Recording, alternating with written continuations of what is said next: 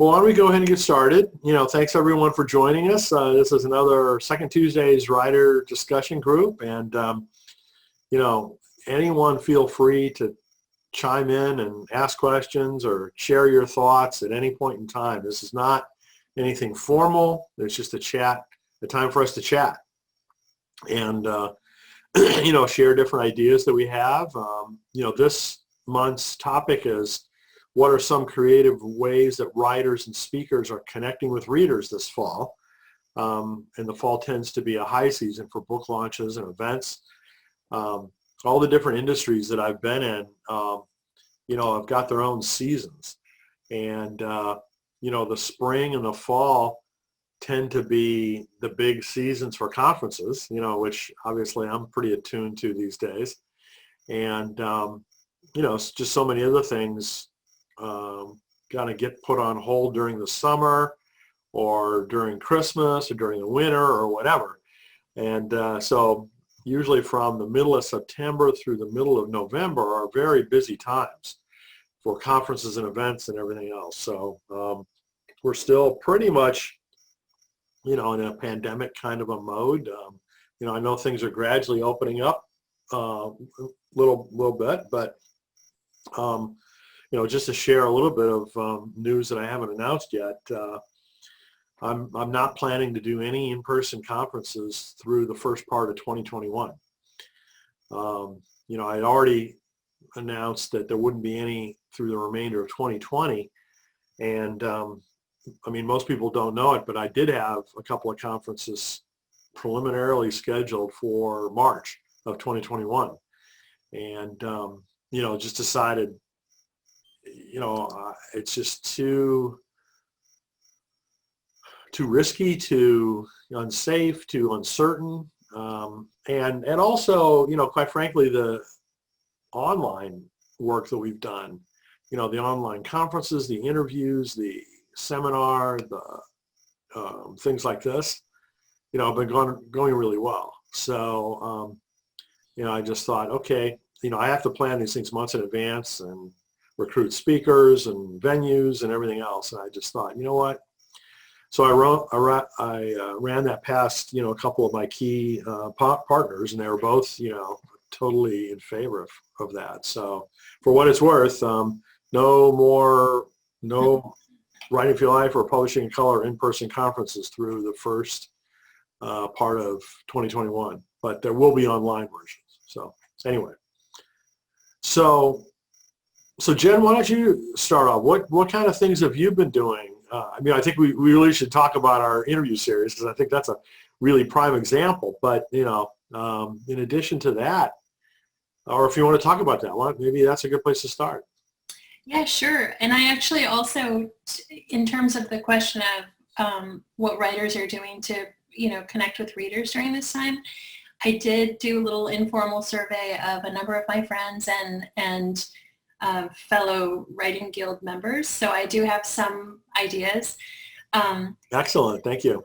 Yeah, sure. No, so if you see me looking down, I've made all these little notes the last few days. But in terms of what we're doing with faith, hope, and love during an election, which I'm so honored that you asked me to do some of the interviews for that series. It's actually been just amazing to me. It's helped me to clarify my thinking about a lot of issues that matter to me. And,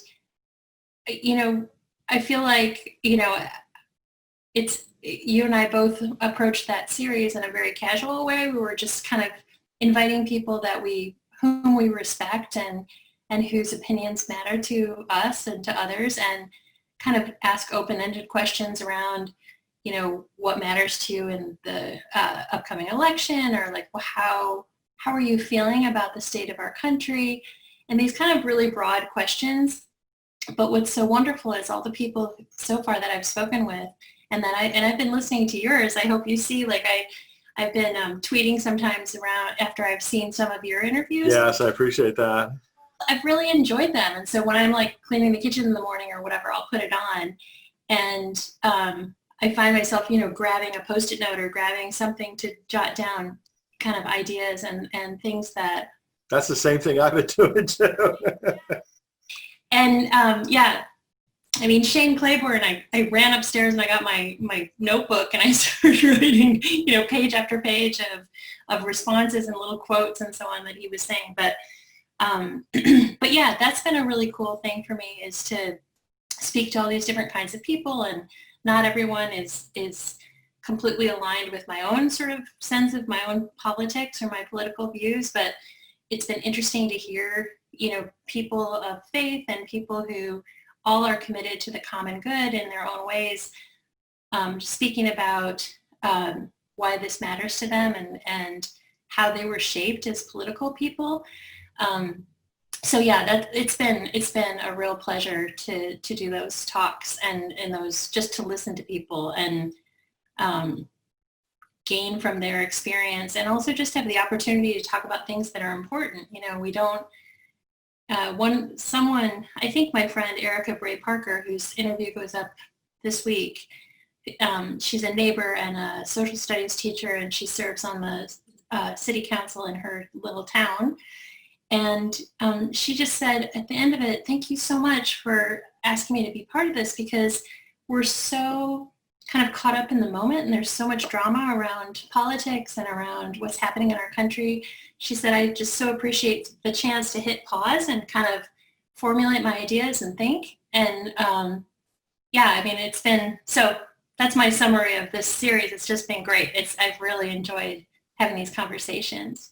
Well, let's talk about how that relates to authors, and I mean, that particular interview series that Jennifer and I are doing is kind of related to the intersection of faith and politics, right? So, back earlier this year, I did a long interview series called Reading Hope in Trying Times, and the way that came about was a reaction to the pandemic. But, I knew that coming up to the election, this would be a topic on everyone's mind. And I felt like, okay, well, let's have some thoughtful conversations about this. But my point is that, that's a particular niche, right? So a lot of the authors who are involved in writing for your life or publishing in color, that's not necessarily relevant for them, because they're not writing about politics or, sociology or whatever. But I'm just using it as an example for everyone else to think about what kind of podcasts or interviews or bloggers or whoever that are within your frame of reference, within the scope of the themes that you write about. I mean, Google them out and find out who they are and hear what they're doing. I mean, I'm sure that Jen and I are not the only ones that are, focusing more on online interviews during the pandemic, since we all can't do several of the other things that we would normally think about.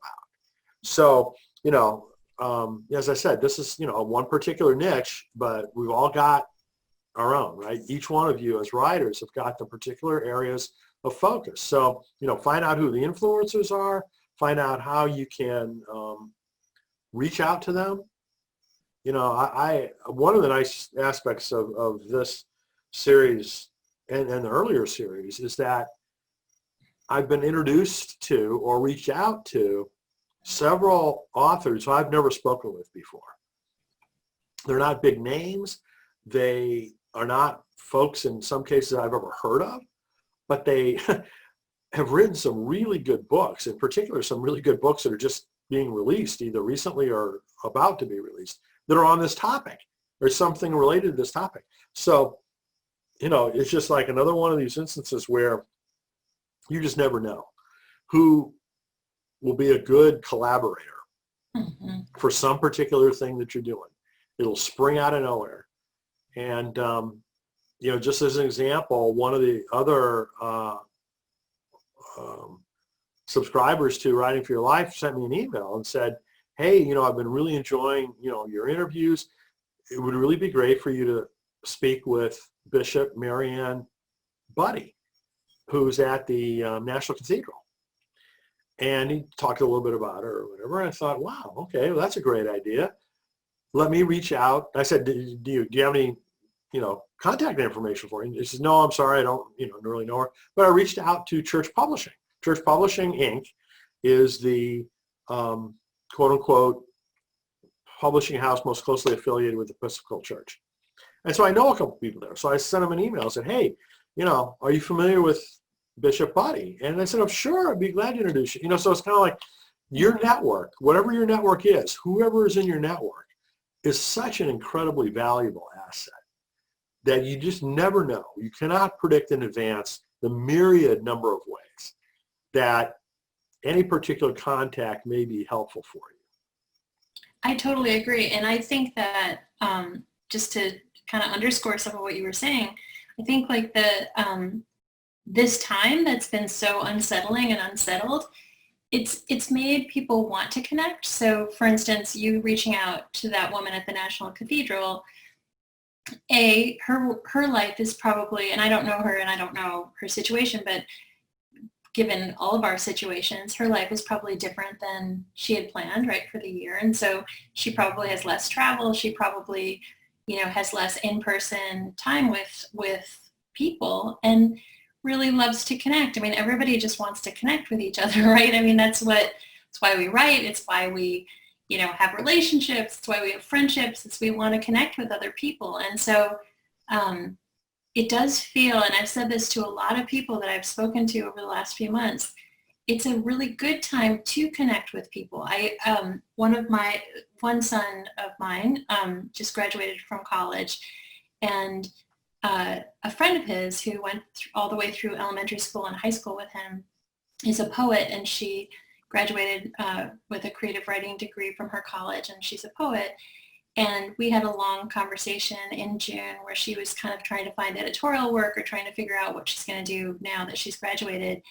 And I really encouraged her, and I've said the same message to people later in their careers and just all over the map in terms of their experience. But it is actually a really good time to kind of connect with people because people are home. People are looking to connect. People are, I don't mean that, I'm not trying to make like a huge silver lining or to take away or detract from the fact that this is a really difficult time. But in terms of connection, as ironic as it is that we can't be with a lot of the people we want to be with, we also can find people at home or, working from home. And we can say, I have this idea, or I would love to connect with you over this topic, or let's, I just feel like there's an openness, and maybe we're all feeling a little more vulnerable because it's an unsettling time for so many people around the globe. And so, yeah, I think that your point about reaching out to people and growing a network, or just trusting that, among sort of good-hearted people, we're all sort of in this together. I think there are some wonderful ways that, ironically, we're connecting in this physical distance time, but we're also really connecting in some deep ways. So I'm definitely seeing that in publishing and in editing. And that actually, I've got this list of, ideas that I've gotten from my writing guild members and other friends who are writers about your question of how during this time of, normally in the fall, there are all these book events and book launches and conferences and ways that writers can connect with their readers. And so I did kind of put out the question of like, what are some of the best things you've seen that are successful in terms of connecting with your readers? And good. Yeah, I mean, I think that'd be really wonderful to cover. And I really want to also encourage everyone too. If you've got ideas, if you got questions, please feel free to unmute yourself or type a message in the chat box, whatever you're most comfortable with. But yes, Jennifer, please, I'd love to hear these things that you've collected. For sure, everyone jump in, because these are just my anecdotal sort of the people that I've happened to talk to over the last few days around this topic. But something I have done, which I haven't really pushed in a big way, but I've got a picture book coming out in a couple of weeks. And because I can't go to bookstores and meet kids and do readings and go to preschools or, all the things that I normally do when a book of mine that's for kids comes out, I did create book plates, like little stickers that just have my name on it. But then I've been saying to different people, hey, somebody will reach out to me on Twitter or some other way and say, I pre-ordered your book. I'm so excited. I wish we could have like a launch party. My child likes your other books. And I'll say, oh, well, tell me your child's name and I'll send you one of these little stickers, And so I've been signing these. And it's obviously, inexpensive and easy to do, and it's nice to personalize a book plate. So that's one thing I've seen. Not only, I mean, I've done it, but I've seen a number of other authors do that, where you order, a couple hundred or whatever you want, and offer that to your readers. And it's obviously not expensive to send. A friend of mine said that she has been doing, her book lends itself to book clubs and book studies, and she's been offering to come to the last meet. Like if a book club is having a virtual reading of her book, she will come the last night, via Zoom, and take questions and really interact with people who have just spent a lot of time, reading her book. My friend Susie Flory, whom I think you know, Brian, who's a wonderful teacher, she's been doing kind of free both office hours. Like she'll choose, I don't know if it's every week, but she does, she'll advertise that people can come on to a Zoom call and just ask questions. She's a very gifted in memoir, and so she'll say, if anybody is working on a memoir and you want to just, just like in that wonderful way when you're in college and like your professor will be available 2 to 4 p.m. on Thursdays or whatever. She does that. And she's even had times where she will just invite people to come and write, and they sit like we are now, but just silently, and everyone's just working. And they can glance up and just have that feeling, kind of like what we get when we go to the library. I've written a number of my books at the library, and I like that feeling of companionship with the other people who are working at the library. And so Susie will have these times where people will come and everyone mutes themselves. No one's interrupting anyone else, but you can kind of look up and maybe meet someone's eye and kind of just nod, or, just have this wonderful time of being in community in that way. Those are some of the ways. I mean, I can keep going if you want. Yeah, no, these are great ideas. I love the creativity. I mean, plenty of things I never would have thought of. Well, okay, so I like the book club thing, because there was a period of time after one of my books that was more related to parenting, where I did a lot of like going to MOPS and other parenting groups, or like neighborhood book clubs where parents had read my book, and we would talk about, funny stories about our kids, but also just the content of the book. I think that, again, like this was Marlena Graves, actually, who has been doing some of these appearances at book clubs. With travel, the expense and just the time, and she has children, and just spending time away from her family, and also traveling and all that, and she's doing a million things like everyone, to be able to just hop in for half an hour at the very last session of someone's book club.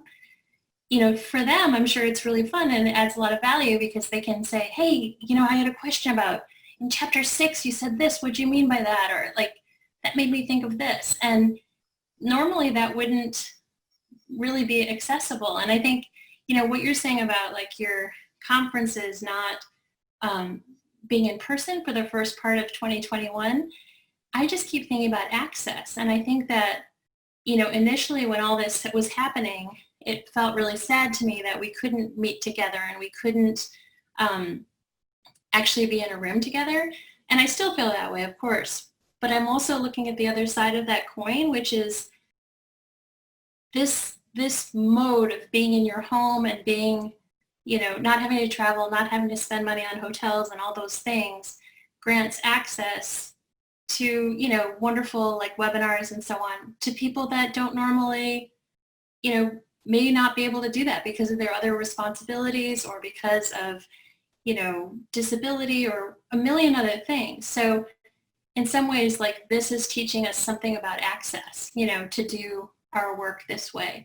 And I think that's true too of like, for those of us who attend a church, like, streaming church in this way grants access to the experience in a different way for people who aren't able to go for whatever reason. So, all right, I'm going through my notes here. Just putting through. Oh, I've also seen, and I've heard that a number of people are forging closer relationships with their local independent bookstores, because independent bookstores are able to kind of focus on and really promote and also kind of build into the career of the authors they care about. And so I'm seeing more, and a number of my friends said this is the case for them too, like we're seeing more kind of bridges being built between authors and independent bookstores where people are, and again, it's virtual book launches, but they're doing special things and offering, different ways Well, to. they're hungry too.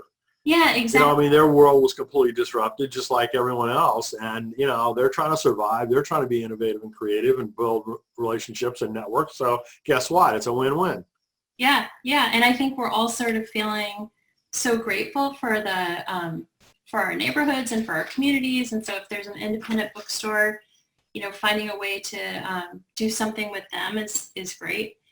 I think that was, I guess what I would say, just having thrown out all those many things, is just, I am really seeing kind of a vulnerability and a connection between, editor to editor, writer to writer, writer to editor, just kind of where you are just more honest. Nobody's like putting up a good front and kind of going like, well, this editor, you're so important. We know that we're all kind of in this together, and then the person's kid will run in the background or the dog will bark or whatever. And it's all very humanizing to be in this situation. So I feel like it affords us the chance to be open with each other in a new way. And I really love that. So it is disappointing, not to be able to go. I love going to schools and preschools and reading to kids and signing books. I mean, it is such a joy, particularly when writing for children, to have the opportunity to, actually read the book to a bunch of kids and hear them, either like it or not like it. And of course, they're always very honest. But that's been hard. And regarding children's literature, another thing that I'm seeing more publishers do, and I did work with Church Publishing, who is actually publishing A Little Blue Bottle. Milton Brasher Cunningham was my editor for that. Yes, that's Jen's latest book, which is coming out. I met him at a Writing for Your Life conference with you, but with that team, I've created these downloadable worksheets, and I think in Kidlit, that's really important because so many children are at home, and like their parents and their teachers are all looking for content that they can download that are related to different books. So I'm seeing an uptick in terms of publishers investing in creating, worksheets and activity sheets and so on, so that, some poor parent at 4 p.m. who's got to start thinking about making dinner can go, oh, let's read your favorite book and then download these things, and you can color while I'm boiling the pasta water or whatever. So I am seeing a more interest in the kind of activity kits. So my daughter, who Jen knows, has got a 4-year-old and a 7-year-old, and she is hungry for things like that. She's commented various times about, how much she searches online for things like that associated with the children's books that she most loves. And so, yeah, that's a huge one, huge idea. Yeah. Well, and I'm seeing too, in terms of like churches and children's ministry folks, the creation of kits, like VBS kits that contain, a book and crafts and, ideas for how to relate to the material. And so Tracy Smith, whom I think I've talked to you about, is a pastor in the Chicago area near me. She's written a book about Advent and Christmas, and she's created a whole set of things. She's not providing these parts of the kit, but like, she suggests all these activities and these like, how can you use construction paper to supplement this material? And so I think people are thinking kind of in these like, well, it's such a hot thing anyway in our culture, those like subscriber boxes, like people subscribing to Stitch Fix and having your wardrobe sent to you, or cause boxes that have like, things, coffee and tea and books and things. People are really into that model. And I think right now receiving things like that at home that you can, use. And and kind of that are related to the content that you care about, I think those kind of boxes or kits are really very hot right now, and something for anyone who's listening who has written a book that lends itself to creating something like that, creating activity pages or creating ideas for crafts and things like that. I think adults are extremely interested in purchasing things like that because they need to fill up and they need to keep their kids, active and engaged, right? So Yeah, so they're looking for things like that. mm-hmm. People are hungry for it. Yeah. And, there's some cool sticker clubs that people can subscribe to. sticker clubs. Yeah, it's for sticker collections. Cool. Yeah.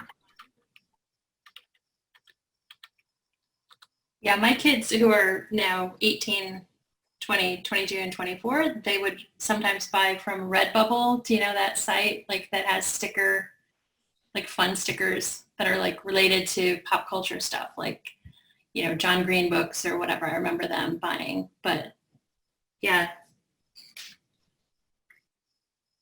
So one thing I want to reiterate again too is just kind of this experience that I know a number of folks have commented on, where there's a higher degree of, people use the word intimacy, associated with online things like what we're doing, tonight, or, conferences or whatever, where you feel a closer relationship with the people that you're conversing with, or, instead of being in a large room with a whole crowd of people and, you're sitting in the back or whatever, and having a hard time really focusing and paying attention to the person that's speaking or whatever, because you're distracted by your phone or something else.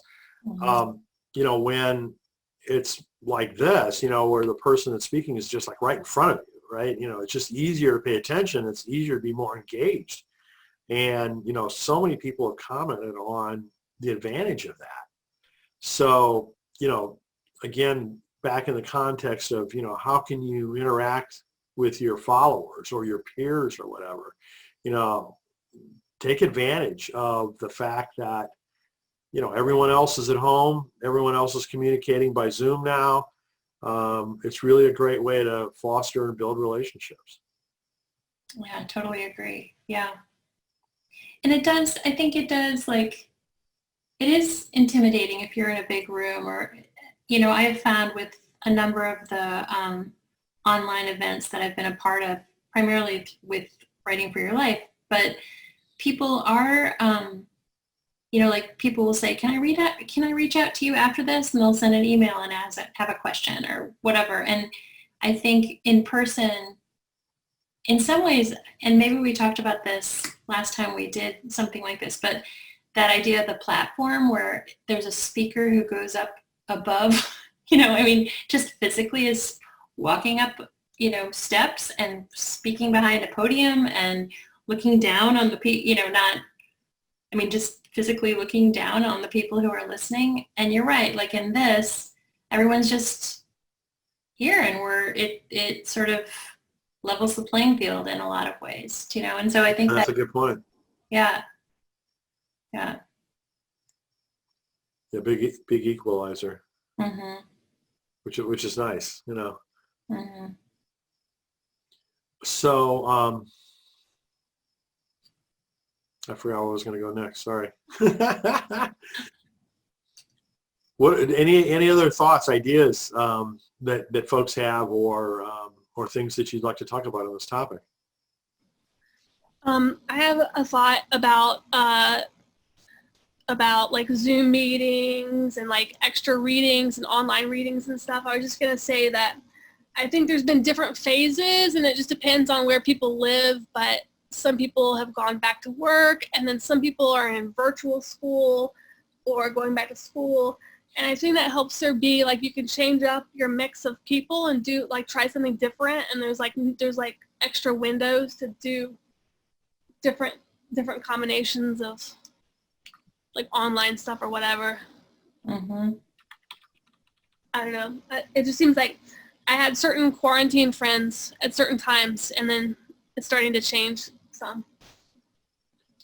Yeah, and people are trying, and nobody has a roadmap, right, for how to navigate that, right? So and we don't, there's all this sort of like trepidation around like, oh, well, are things going to change again? And then everything is shut down again. And what does that mean? And it's true. We're in this time of, even with our relationships, trying to figure out what does this mean for these relationships? And how do you, have I liked what you said about school, like the hybrid situation. Everyone I know who's got kids in school is doing it differently. I have a college student daughter who's a freshman in college, and her college is not having students on campus, and so she's doing college from her freshman year from here, which is totally different than anything I've experienced or my older kids have experienced. And then there's kids who are on their campuses and going to class, but in little groups, and it is kind of this really unsettling time. It's like this time of figuring out new ways to do things, or kind of questioning how we always did stuff before. And like, I feel glimmers of hope around that, like that we'll find out which things work well and which things don't. And we can take into the next part of life, hey, we never really had to do that. An interesting thing for me, because I have 4 kids, and, again, my youngest was a senior in high school when all this stuff sort of broke. And there was always so much pressure around AP tests and all these things. And then in a moment, in the drop of, just in a moment, none of that was important anymore. And all the kids, and most of the kids, at least the ones that I know, just canceled taking those AP tests. And we got the refunds from all those AP tests, fees and so on. And suddenly it was like, oh my goodness, this really never was important in the first place. It's not. Wow. That's crazy. Isn't it? And they're already all, for those who were going to college already, they're already in. They take those tests in May and June. Obviously it can count toward college credit. I don't mean to, detract from that, but at the same time, with my older children, it felt so important, like, oh my gosh, you've got to study hard for those AP tests. And then when everything turned upside down, it was sort of like, oh, it doesn't matter. They're not going to have the AP tests. So, and the earth didn't, come crashing to an end because of that. And so I think this is like an opportunity to kind of look at some of those things and those expectations of, well, this is the way it goes and this is how we have to do it. And instead kind of go, you know what, maybe there's a lot of different ways to do this. And maybe there's a lot of different ways for 18-year-olds to finish high school and go into the next part of their life. Maybe they don't have to all do exactly the same thing or jump through the same hoops, that we just unthinkingly thought this is, the roadmap to success or whatever. I think in some ways that's a wonderful thing for this time. Like they can get a job or find a different path to their adulthood, and I don't know. I just keep thinking about this time as a time of reset, and so for sure in publishing, I think it is, but all across, our different communities, I think it is as well. Well, I think, Sarah made a really good observation that this isn't static, it's changed already several times throughout this whole pandemic experience. And right now it's another big shift because of so many people going back to school or going back to church or going whatever, Mm-hmm. Yeah. So the thing I was going to mention earlier that I wasn't remembering, just kind of a reminder to folks that I'm doing book launch interviews with anyone who's, coming out with a new book during the pandemic. Let me know and we'll do a video interview about your book, and try to build awareness. I know we really can't do in-person book signings or traditional book tours, at least as much as what is typically the case. So I'm trying to, help folks fill the gap a little bit in terms of, building their awareness. So if you're in that kind of a situation, don't hesitate to, and that includes books that are already released, that came out earlier this spring. So feel free to reach out to me about that. And I'm not the only one, right? I mean, I'm sure there's plenty of other folks out there that are doing similar kinds of things. So, Google is your friend. See who you can find, that could have a conversation with you. And maybe order some book plates so that if you do an online, right. you can tell people, email me with your name and your address, and I'll send you a book plate to put in your book to sign it for you. Yeah. Could I just jump in and just echo sort of what you were saying about access and intimacy, and especially through Zoom? I just wanted to share a few experiences that I've had. Just there's a local group at a nursing home who studies my books, and they're just great supporters of mine. And of course, when everything happened, nursing homes were shut down. But thank God for technology, I was able to meet with a few of them. They had their phones, and even though they weren't able to gather together in their own facility, I was able to share with them and spend some time with them and pray with them. And that's something that through technology I had access that normally I wouldn't have at this point, because no one can go into nursing homes. Same thing with women in women's shelters too. I was able to join them during their chapel hour too. Normally I would be there in person, but through technology, I was just able to just join them in this intimate setting. And so thank God for that. So I wanted to echo that. And also, thank you, Brian. My 5th book is coming out in October, so I would love to talk to you about that. Awesome. Yeah, please. Yeah, send me an email. And, like right now, I'm kind of booked between now and the middle of October, because I've got the Children's Book Conference coming up week after next, and then the Publishing Color Conference 2 weeks after that. But then, the middle of October will be a really good time. That would be great, yeah. And Jennifer, have you done an online book launch, or has anyone else done one? I'm getting ready for one. I've done in-person book launches, but an online one, I'd love to have some ideas on just how to make it just a little bit more special. Yeah, no, I've never done it, and I haven't done it for this book that comes out in a couple of weeks either. My sister-in-law, I almost said my friend, she's also my friend, but Sarah Hendren, she's someone that I did interview for the election series that Brian and I are doing.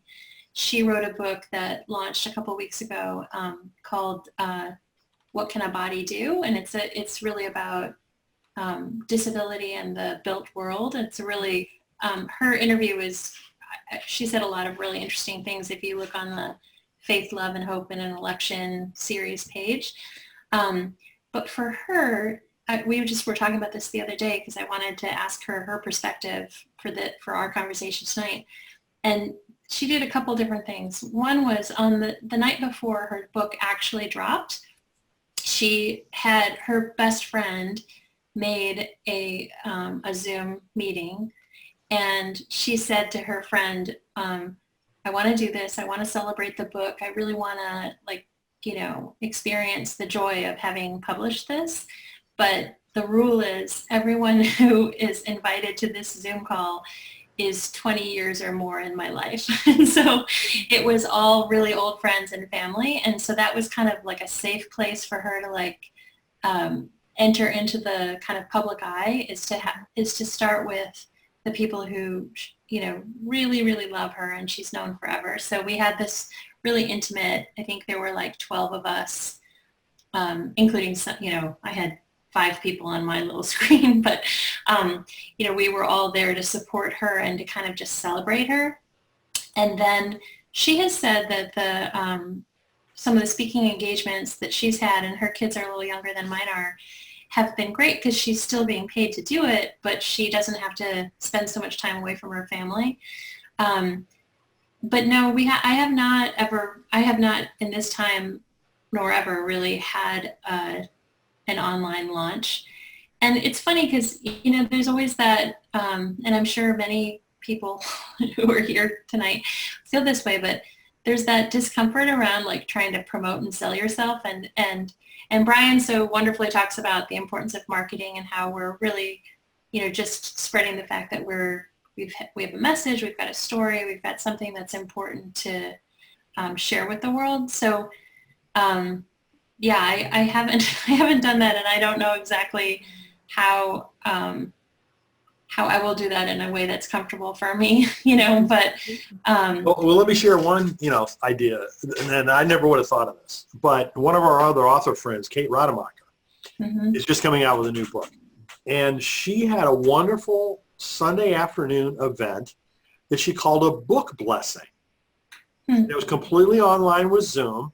It was just like what Jen was describing a moment ago. It was a lot of like friends and family and former coworkers and, people like that. And so she had like a pastor, a friend of hers, give a prayer and a blessing and everything.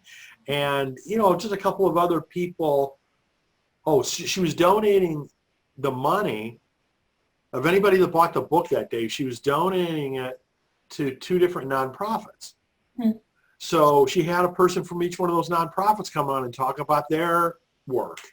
And, so it was just like such a beautiful, wonderful, happy, friendly occasion. And so, yeah, it wasn't like a party where you had cocktails and hors d'oeuvres or whatever, but, it was like, and just like everything else we've been talking about in terms of online, you get to walk it from your home. You don't have to travel. And it doesn't eat up the whole day. It was just like, less than an hour, I think. I love it. Thank you. Thanks for that. Yeah, I mean, I just love that creativity. And, we've been talking about book launch. Well, book launch themselves have got a gazillion different attributes, right? I mean, I still think that, forming a book launch team, of folks that are helping you to get the word out through social media and through their networks or whatever is still like really valuable. And then of course, anytime that you can do interviews, right? With Writing for Your Life or whoever, it's just an important thing to be out there, right? To be building relationships, building awareness as much as you can. And Jennifer is right. It's not about you. This is not self-promotion.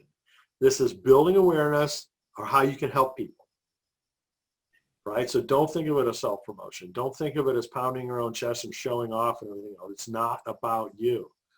It's about how you can help people through your work. And they won't ever find out about it unless you do some tactics that are called marketing. But don't think of the negative baggage aspect of marketing. It's not. It's how you can help people. That's right. Can I ask you a question about that? Sure, Sarah. It's kind of a kind of something that overlaps it with, which is to me it seems like a challenge to figure out how to I don't want to use my friends, and rely on them. It's like to be like, hey everyone, it's time to sell my books now. And yeah, I don't want to exclude them either. If I try to be selling books, I don't want to be doing it too much behind their back, like Facebook friends and stuff. It just seems like a challenge and I haven't quite figured it out yet. Well, that's a really good line of how you balance. And I know personally, depending upon different things that I've tried to do in life, I've chosen different places where to draw that line. And, I'll give a couple of examples. Like I spent most of my life in high tech, completely different business than this. So I really don't pester all of my network and the people that I knew in high tech about spiritual writing, right? Because it's just irrelevant for them. But a couple of years ago, I ran in this 10-week contest. It was called the Man or Woman of the Year, sponsored by the New Jersey Leukemia and Lymphoma Society. And so it wasn't really a contest in that you wanted anything. It was just really just an excuse to try to raise money for the nonprofit. So in that case, I chose to pull out all the stops. It's kind of like I tried to contact through email or phone or whatever mechanism I could, basically anybody that I knew. Anybody that I had ever worked with. And this is before I started Writing for Your Life. So, I mean, Jennifer, I would have hounded you, of course, but you were not on my radar screen at that point.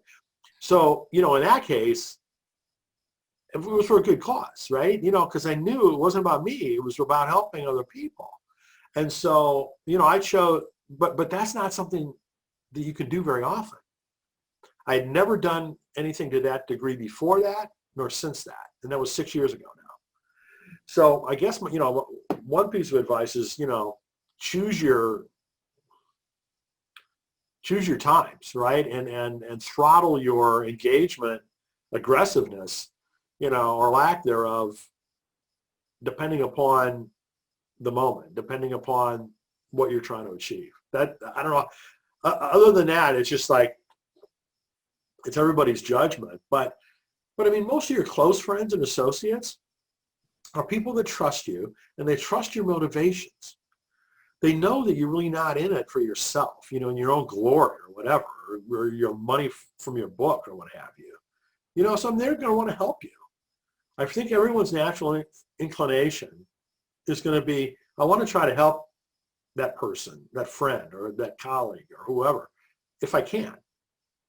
So if you make the ask really easy, for someone to say yes to, convenient, inexpensive, whatever, then don't be afraid to ask. At least that's my 2 cents worth. Yeah, and also I agree with all that, and also to and to be there. Like, I feel like increasingly as time goes on and I keep staying in this profession, I have relationships with people that I've done that for. So people will say, would you please tweet about this or write me a blog post or do whatever. And if I believe in the work and really like the person, even if it's, a busy week or whatever, I'll try to do that. And then it's not like quid pro quo. It's not a, You're not keeping track. no, not at all. But it's also that thing of, oh, we're kind of in this together, like we can, Supporting each other. yeah, we can support each other. And we know that, and I think I've said this to you before, Brian, but I do feel like people, maybe especially in the children's space, but other spaces in this publishing world too, people aren't really grabby, and people don't think, hey, if you do well, I'm going to do less well. I don't really encounter people who behave that way. I think that we all kind of go, hey, it makes me happy when you do well because I like what you're doing, and I like celebrating that, and I like the ideas you're putting out into the world. And so, yeah, I think it's great to be generous with other people, and not to have expectations that they're going to, drop everything and do 10,000 tweets a day, for you, but just to kind of, walk that line. I think I hear from, and I just recently heard from someone in my writing group who felt disappointed that a number of people didn't, not in our group, but like her sort of the next level out, didn't really support her book launch. And it felt hurtful because it's such a vulnerable thing, and you do have the pressure from the publisher, and you do know that there's so many voices clamoring for attention that, and obviously you believe in what you've done. And so this person was feeling a little like disappointed and dismayed that people hadn't really supported her launch. And it was funny because she put it in a group, a private group, and all these different people said, oh my gosh, I'm so sorry. I meant to leave you Amazon stars or whatever. I meant to whatever, and I got really busy. Thanks for the reminder. So it is that weird tightrope of like, you don't want to badger people to do it. At the same time, people have so many details that they're managing that maybe a reminder isn't the worst thing in the world, because nobody was upset with her for saying that. Everybody was like, oh my goodness, I do want to support you with this. So it's really, I think it's really hard, because it's that thing. It's like, years ago when I was a younger mom and people would have like those home shopping parties or whatever. And I'd always be like, oh no, I can't come. But you'd feel kind of badgered to, buy the stuff for your kitchen or clothes for your kids or whatever. And it didn't feel good. Like, it doesn't feel good to be, you start wondering, does the person really want to be with me, or do they want me to just pull out my credit card at their home shopping thing? So it is, I don't know. I understand what you're saying about it being kind of hard to navigate that. Well, I wanted to share a story. I just got through reviewing, I think I'm saying this word right, bariatric cookbook. Not something that I need, but it was because this friend of mine, she was my roommate in New York, and I haven't been, that was in 2004 or something. So that's been 16 years ago. And we were good friends. I went to her wedding and everything, but it's because I believed in the work she was doing. And I remembered how hard she worked to find her niche as a nutritionist. If I remember correctly, that particular area is important to her. But I didn't remember all the details. And when the publisher sent me this book, it's like 300 pages. And I was like, what did I get myself into? But then I realized this is a cookbook. So, but I did it because she's a technical writer. And so she's been writing for some time, but I just did it because of my relationship with her. And I felt honored because I'm like, she could have asked anyone. Mm-hmm. And then I forgot about it. But the reminder, as Jennifer is saying, I had started reading it. And then I just forgot because they gave me like a month to do it. And just getting a reminder every week really helped. And it's because the publisher made it easy. Like literally, if I did a little bit every week, then I would have gotten through the whole book. So I think there's room. If people support you, they will support you. When I was out there doing my one-woman show, people came because they knew me. A lot of people didn't even know I could act or write, but because they came and hopefully what I gave them was worth the money they paid. So, yeah. So I think, yeah, that helps with asking. And then a simple thing, just say, can you tell one person about my book? And just pick that number. Because if you're asking people to say, can you tell one person about my book? They probably will tell more than one person. But it's a simple enough thing to say, hey, have you thought about this book? Yeah. I like what you said too about the publisher sending you a weekly reminder, because I think at least I'm speaking for I shouldn't say we, speaking for myself, I worry about seeming too demanding or too, I understand people have so many details in their lives, right? So, but really you're saying that didn't feel like an intrusion, but it felt like a gentle reminder, and so I think we can all take that to heart as well. Like, you're not saying if you, it's not a chain letter. You're not going like, unless you write this, blurb for my book, you'll have bad luck for 7 years. You're just saying instead, hey, just a gentle reminder, it's 3 weeks till this is due or whatever, and I would love to include your voice. I think that too is a way like to honor the person you're asking this favor of, is to say, just like what you just said, like it's an honor to be asked, because if that person didn't respect your opinion and, your expertise and your authority and all that stuff, then you wouldn't have been asked. So I think framing it like, A, I respect you and I respect your words, and B, I know you're really busy, but C, I'd love you to be associated with this project because I admire you and I, would love to see your words on my book, and so, both honoring the person, but then, to your point, and I'll remember that, of just the gentle reminders that go like, hi, now it's September, 8th, so it's coming out soon, and it would be really great if you could. Yeah, I think that was thank you. That's really helpful. Yeah, I mean, it's like, I know, I deal with a ton of different people by email. And, some of the people will be very responsive, when you send them an email, ask them a question or remind them of something, whatever. And other people, it's like, you just don't hear from them for weeks or what have you. And it's not because they don't want to do it. They've already agreed to do something. It's just like they're like really busy and overwhelmed, or, some high priority thing has come up in their life, whether it's health or family or whatever. And some people just, that they just have different rhythm. And so I think it doesn't hurt to remind people, and don't feel bad about pinging them, if you haven't heard from them on something. Mm-hmm. Yeah, that's a great reminder actually for me. Yeah, me too. I mean, I kind of, I grew up in a world where, you got back to everybody within 24 hours, period, end of story. I don't care if you're on vacation or whatever. You got back to people. At least acknowledge them and said, hey, I'm on vacation. I'll let you know on Monday or something like that. But, that isn't the norm in the kind of publishing industry that we play in here. So you have to have different levels of expectation. Well, I have a question about social media also. And when you throw out questions, like, do you get a good response? And is it from people that you know, or is it from people that you've never met? I'm just curious. I don't do that. I know it's like one of these best practices, where, you'll say something and say, what do you think about that?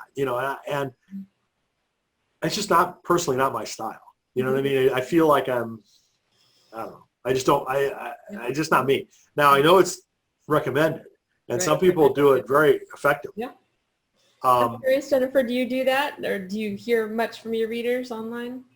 Not on social media so much, but I'm part of a writing guild and there's about 23 of us. And like, for instance, when Brian told me the topic for this second Tuesday and said, we're going to talk about how do you do book promotion when there's not live events, I might have tweeted something about that, but I don't know that I got any responses. But then I went into my writing, the Facebook group, that's just our private thing. And I said, hey, I'm thinking about this. And I got a lot of really detailed responses. So I guess I asked the people that I already, and they get something too. So like if I posted in our private Facebook group, they're learning at the same time and it's all consolidated in one place. So it's not just sort of like scattered into, Twitterverse or whatever. And so, but I see people really, I think it's like your style and your own community, whoever is following you. Because I do see people do that very effectively, on Facebook. They'll be like, even just, random things like, I'm about to buy, a refrigerator, this one or this one. And then there's like all these people respond. I'm like, who are these people? Do that in some ways because I don't want to spend that much time, kind of, with all that. I like to kind of pop in and pop out and not, it's just I'm writing a book right now, so I try not to be on social media that much. So, but yeah, I guess, I tend to go with just my kind of people I've known for a long time, and then, yeah. I know my sorority sister, she just published a book about Atlanta. It's a coffee table book. But what she's great at, she does these Friday, I don't know what to call them, but so it's all dealing with Atlanta. So she and I think 5 of her friends made a covenant group where they take care of themselves and don't get COVID. I don't know how you can, but they hang out every week.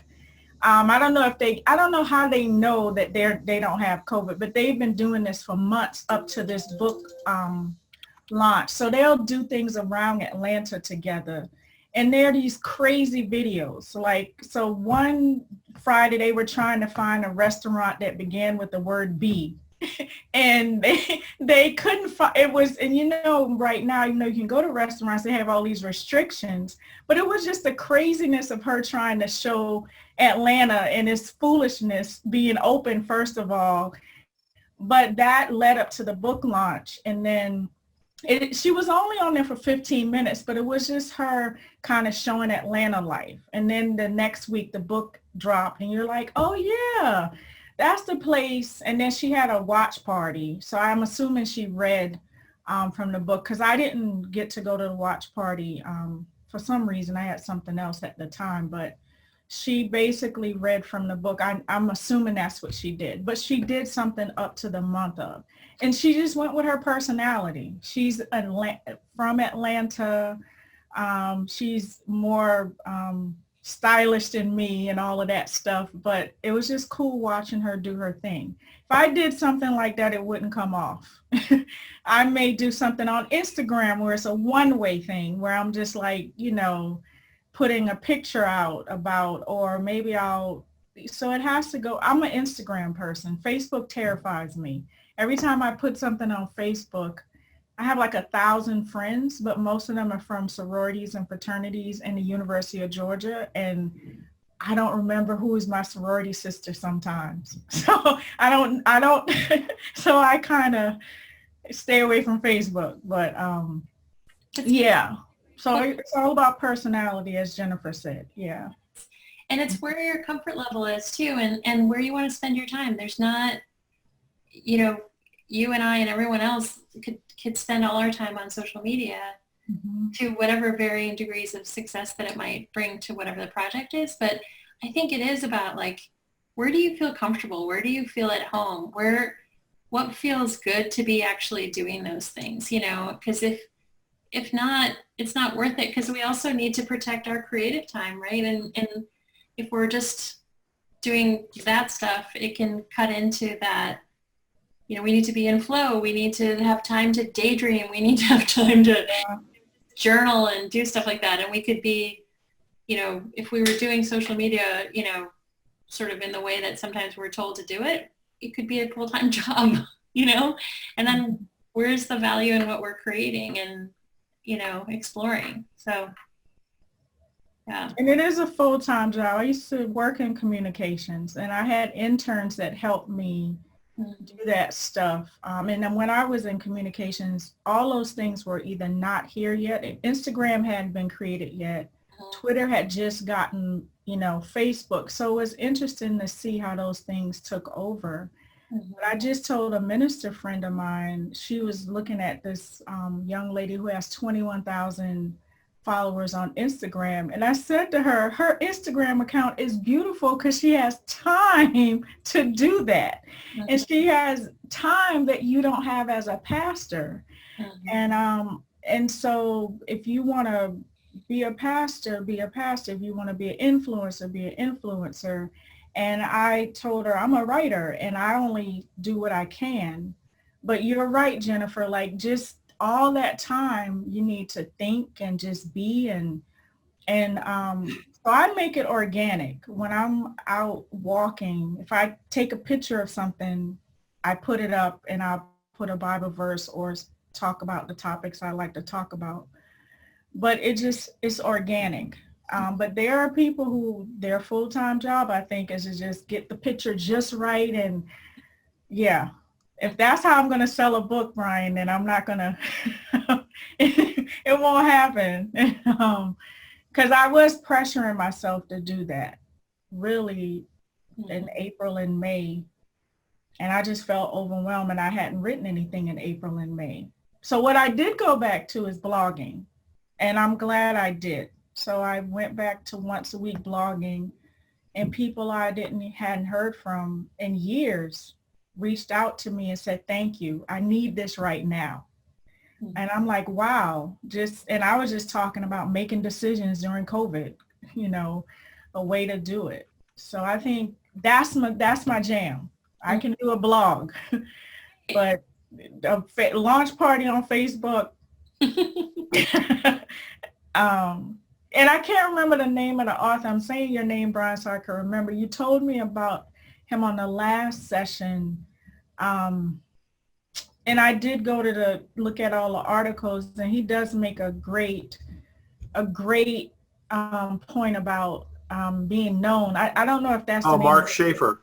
Yeah. Yep. Mark. That was very helpful. Yeah, his website is Businesses Grow, I think. Yeah. And he's Very the author of a couple of different books that I highly recommend to everyone. One is called Known. Yeah. WN. And another one's called The Content Code. They're both, like two of the best online marketing books that I've ever read. Thank you for that. Yeah. Sure.